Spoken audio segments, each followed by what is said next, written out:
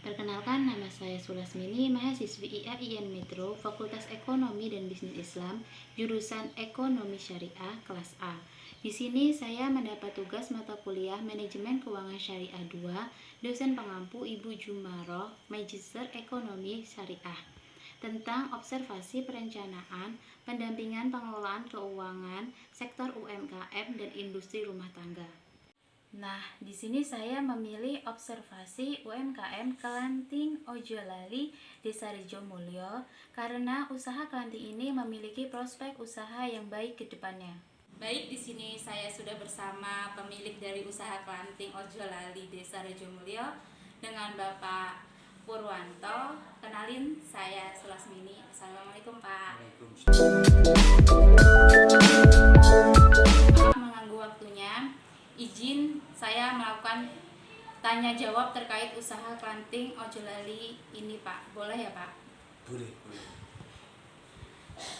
Boleh Bapak ceritakan sedikit awal mula mendirikan usaha Kelanting ini? Jadi awal pembuatan ini dari zamannya kita masih menjadi petambak Bratasena yang pada waktu itu terjadi kompleks. Jadi kita keluar dari Bratasena tahun 93, tahun 2013.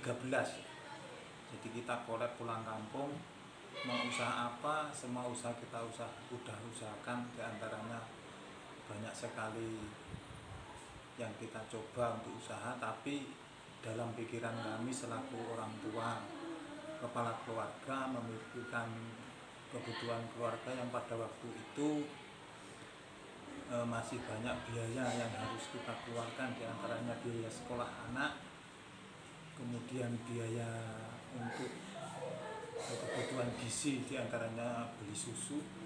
Di dalam pemikiran kami bagaimana menciptakan usaha biar tiap hari itu ada perputaran uang di dalam keluarga kami. Jadi kami sudah kesana kemari untuk bikin usaha, tetapi yang di dalam pemikiran kami itu untuk menciptakan setiap hari bisa dapat penghasilan, yaitu kita bisa mendirikan atau mendekati teman kami yang pada waktu itu dia berusaha kelanting, dan kami juga tanya di sana bahwasanya usaha ini harus butuh kerja keras, harus butuh keyakinan, karena kerja ini memang kerja keras benar. Jadi ceritanya manis, 4 hari udah jadi. Jadi dari kekolepan kita itu kita memilih usaha ini yang supaya cepat menghasilkan hasil untuk kebutuhan keluarga. Dan mengapa Bapak ini memilih mendirikan usaha Kelanting daripada usaha lain di desa ini? Jadi karena di desa ini belum ada UMKM sejenis ini, dan di sini kami juga nggak punya lahan untuk berpertanian. Jadi kami ambil usaha ini karena di sini bahan bakunya cukup sangat mudah untuk dicari, karena lingkungan kami lingkungan perkebunan singkong. Kan di sini nama usahanya Kelanting Ojolali, ini mengapa memilih nama Kelanting Ojolali? Nah, itu dari ceritanya supaya getir manisnya waktu kita dalam kehidupan yang kolab itu, supaya kita ini kalau kita ketemu dengan makanan kelanting ini, supaya orang yang membeli itu tidak mudah lupa untuk selalu mengingat Kelanting Ojolali. Itu bahasa Jawanya Ojolali. Ya. Kira-kira berapa modal awal untuk membuat usaha ini, dan dari mana modal tersebut, uang pribadi atau pinjaman, Pak? Jadi untuk modal awal ini kami hanya diberi modal kepercayaan sama teman baik kami. Jadi teman baik kami berada di Pekalongan, pada waktu itu masih Ganti Warno, sekarang udah menjadi Ganti Mulyo. Jadi pada waktu itu karena kami ini berdua nih teman, bisa dibilang sahabat karib ya. Jadi sama-sama dengan anaknya orang nggak mampu, manakala dia udah sukses ya kami silaturahmi ke sana, kemudian dia memberi modal.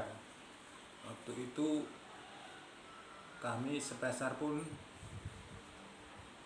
nggak ada modal, jadi sepeser pun nggak ada modal. Kemudian karena dia itu sahabat karib, teman kami itu percaya sama kami, dia kasih modal dibikinin alat. Pada waktu tahun 2014 itu dia mengeluarkan untuk bikin alat itu sebesar 15 juta. Jadi 15 juta itu untuk alat dari modal sahabat karib, sekaligus udah dibikinin alat. Jadi dari Pekalongan sampai ke Harjamulyo ini kami bawanya pakai mobil ya, pakai kendaraan mobil tetangga kami. Kemudian untuk bahan bakunya di sini kami juga dipercaya sama tetangga. Jadi ada yang punya kebun singkong seluas, kalau di ukuran rantai itu 2,5 rantai. Kalau bahasa di sini itu sewolong. Ya. Itu dikasih modal sama tetangga, suruh ngelola dulu. Dan dalam menjalankan usaha keranting ini, apakah Bapak melakukan perencanaan baik dalam segi modalnya, bahan baku yang digunakan, dan sumber daya manusia yang dikerjakan? Semua itu memang butuh perencanaan. Jadi dari modal kepercayaan sahabat kami tadi, kami karena juga sudah dikasih semangat katanya itu namanya usaha itu nggak ada yang, kalau kita modal dari nol itu nggak ada yang sekaligus sukses ya. Jadi rencana itu ada dari melihat keberhasilan teman kami di Pekalongan. Jadi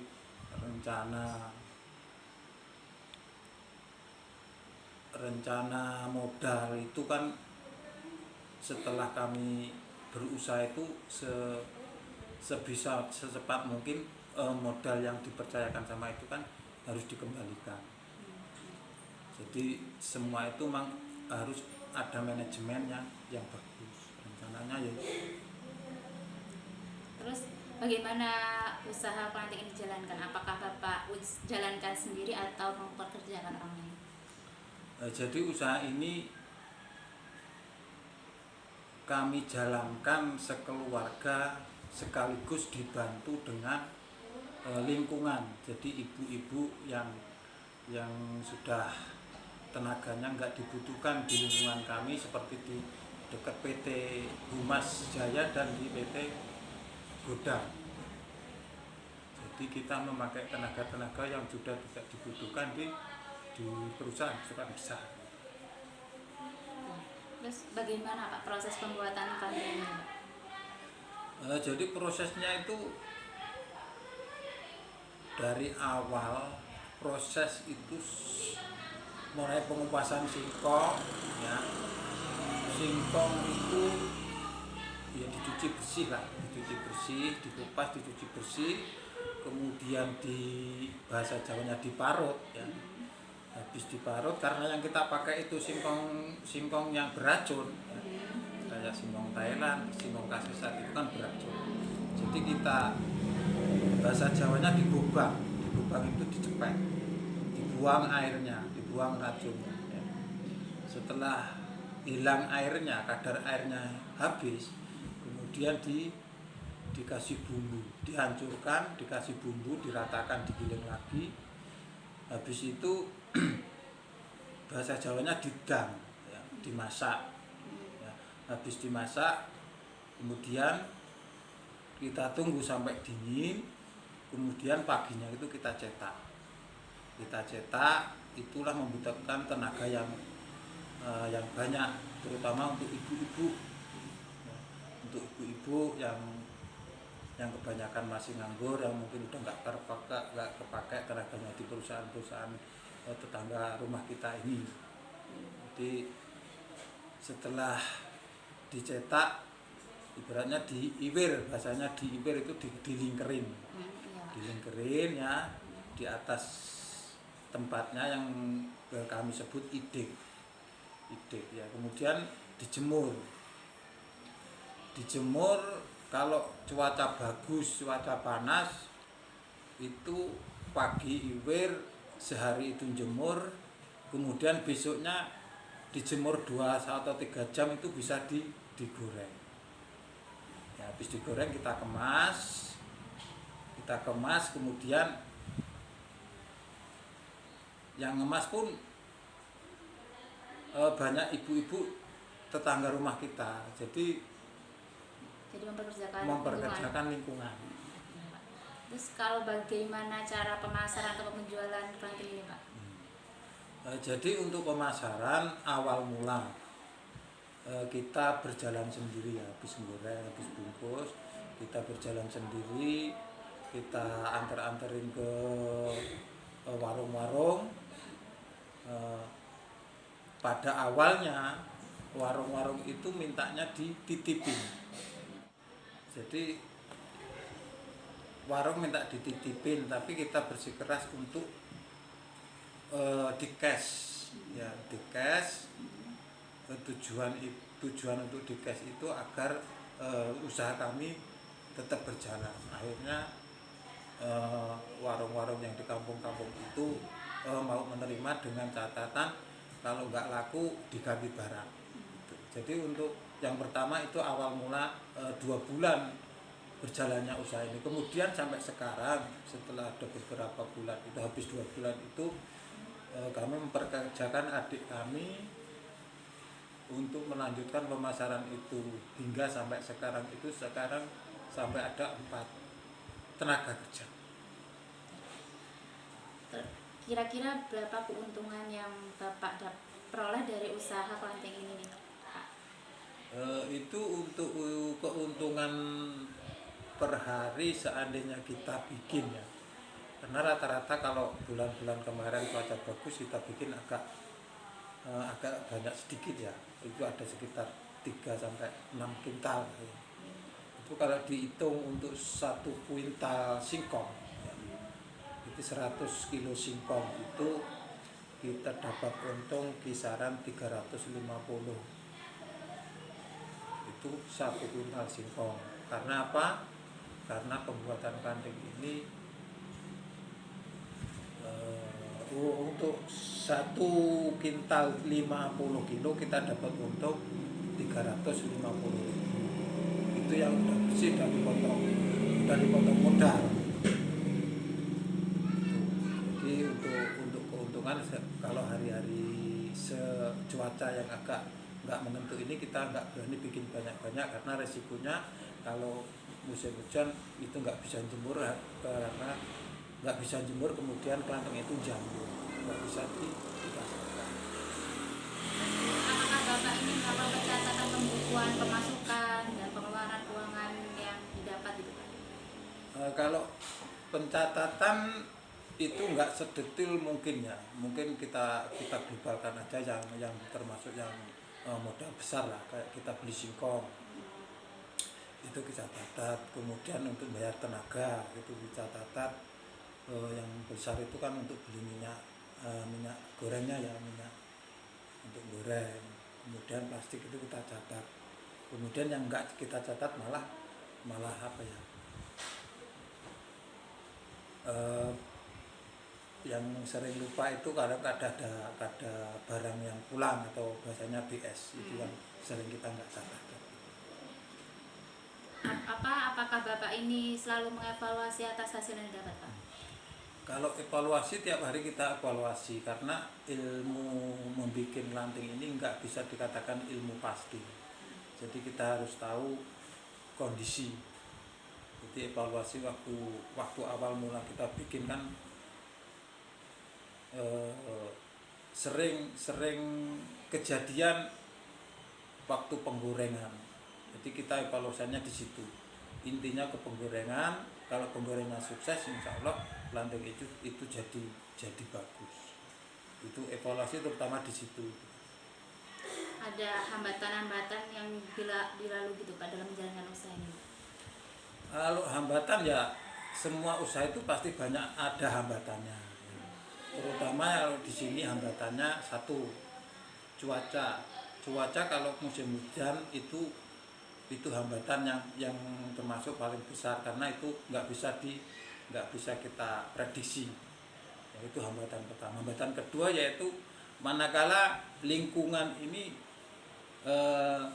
banyak sekali kesibukan pergi ke kebun. Ya. Dia musim tanam apa musim panen itu hambatannya nggak ada tenaga. Mungkin ya sekitar ibu-ibu yang udah agak-agak jompo itu yang kita kasih kesibukan lah supaya nggak jenuh di rumah gitu. Kemudian apa rencana Bapak untuk kedepannya dalam usaha ini Pak? Kalau rencana itu sebenarnya banyak ya. Kalau ada modal mungkin kita bisa buka cabang di daerah yang tidak dekat dengan perusahaan yang besar ya. Karena satu tadi kendalanya termasuk kalau lingkungan sini banyak yang tenaga kerja itu di PT-PT yang besar itu. Kalau di daerah mungkin kalau di daerah sini di daerah Semuli Raya itu yang pas itu mungkin ya. Jadi rencana ke depan itu sebenarnya pengen buka usaha cabang di daerah lain kan gitu. Oke Pak, terima kasih atas waktunya dan paparan tentang industri kelanting ojolan ini Pak. Oke, terima kasih Pak. Assalamualaikum. Waalaikumsalam.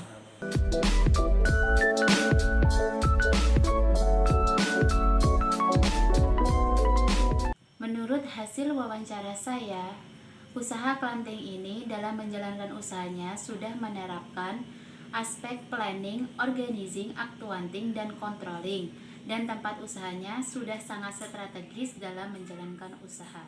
Sayangnya, dalam usaha kelanting ini pemilik usaha belum melakukan pembukuan pencatatan pengeluaran pemasukan secara detail. Jadi alangkah baiknya jika pemilik usaha membuat pembukuan pencatatan pengeluaran dan pencatatan keuangan lainnya secara detail, karena hal tersebut sangat penting untuk berjalannya usaha. Mungkin saja jika pemilik usaha melakukan pembukuan pencatatan secara detail, usaha kelanting ini dapat berkembang lagi dan dapat membuka cabang. Sekian hasil wawancara yang bisa saya sampaikan. Saya akhiri. Wassalamualaikum warahmatullahi wabarakatuh.